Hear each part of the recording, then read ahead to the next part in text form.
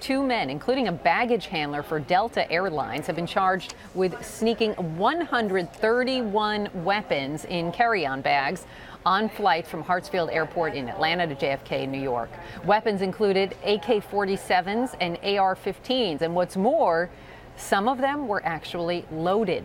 The arrest warrant calls the operation, quote, one of the biggest security breaches in recent years. CNN aviation correspondent Rene Marsh joins me now live to talk more about this. So, Rene, the question, I guess, is on a lot of people's minds. How could a guy get guns onto flights in a carry-on backpack? How can this happen today?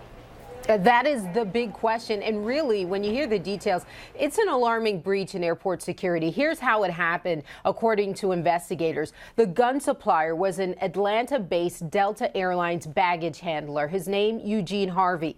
He used his airport security clearance to bypass security checkpoints and get the guns into the secure area. Once his accomplice, who is a former Delta employee, Mark Henry, cleared TSA, the two men would then communicate via text message. They'd meet in an airport bathroom, and that's where the transfer would happen. And that, Randy, is how more than 100 guns were smuggled onto passenger planes with others on board during a 7-month period. Now, investigators eventually closed in on this scheme earlier this month. They arrested Henry once he landed at JFK, and here's a breakdown of what they found. He had 18 handguns in his bag. 7 of them were loaded. As you mentioned off the top, a total of 129 handguns, 2 assault rifles were smuggled in this operation. Now, they were being sold on the streets. The problem is they did not realize that the buyer was an undercover cop. It happened at least 5 times where they smuggled these guns onto Delta airplanes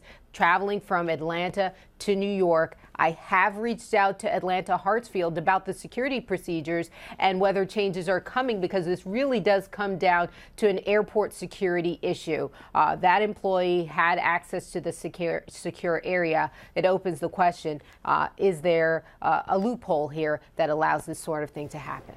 Yeah, and to think that a handful of them, more than a handful of them, were loaded. It's really pretty incredible. What about, is this happening at other times? I mean, it took them a while to discover this. I mean, any idea how often this is happening, whether it's with guns or weapons or even drugs?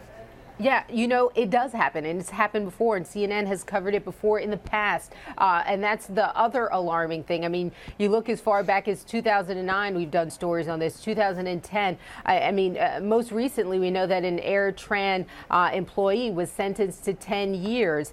In that case, investigators say that this individual agreed to smuggle a machine gun as well as cocaine on board a commercial airplane. Here's what the situation is. Oftentimes, airline and airport workers, they undergo a security vetting process, and then they receive badges that give them access to the secure or even the restricted parts of the airport, and they're not required to be screened on a daily basis by TSA at many of these airports. So now many calling into question whether that is the proper procedure. Randy? And what is Delta's response in all of this? Well, the airline says that they are cooperating with the investigation and they're leaving it at that. But again, they say they're supplying investigators with whatever info that they need.